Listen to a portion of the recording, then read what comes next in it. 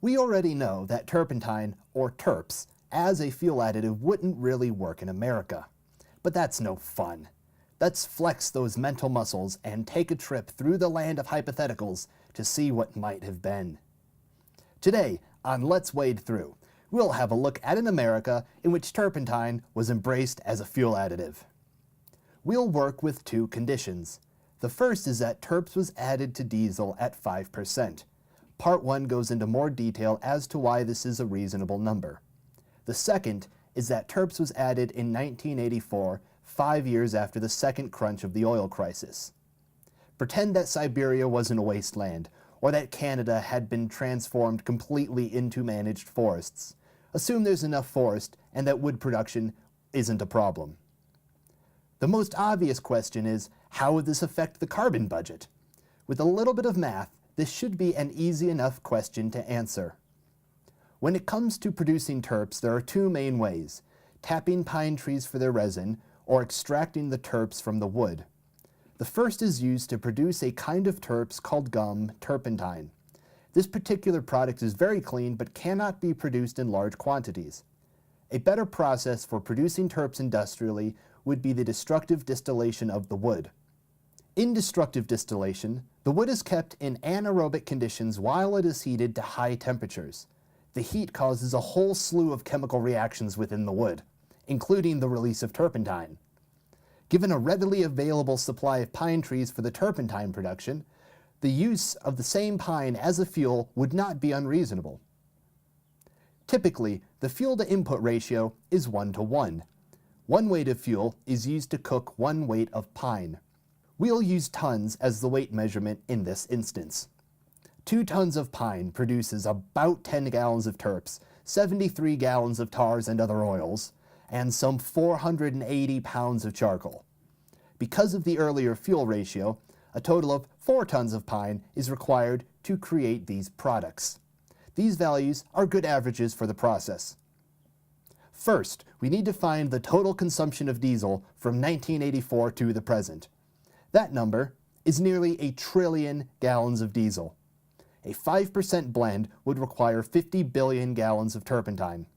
Given that an average of 10 gallons of turps is produced from 4 tons of wood, this requires 10 billion tons of wood.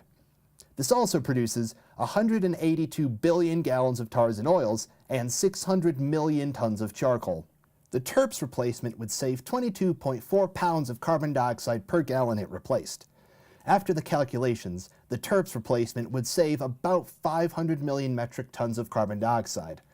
This would move the US back about a month in terms of total carbon dioxide emissions.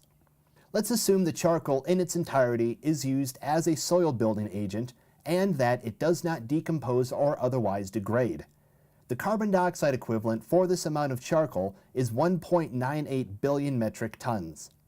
While this is a huge amount of carbon dioxide, it barely dents the emissions of the US over the same span. The emissions in 2014 alone came in at 5.4 billion metric tons. Burying charcoal in this manner would move the US back about 4.5 months in terms of carbon dioxide emission. That gives us a running total of 5.5 months. The tars and oils fraction of this are a bit harder to calculate. There's not an immediate use for them. A simple substitution calculation won't suffice. However, with a small stretch of the imagination, there is a way to calculate these effects. But first, a diversion into domestically built metal foundries. There is a small but well-developed community built around melting various metals in home-built equipment. Most of these foundries use waste cooking oil, engine oil, and other oil as fuel. The important thing here is that the burners used in foundries are essentially identical to those used in oil-fueled water heaters. One website describes qualitatively the use of burners that vaporize these waste oils.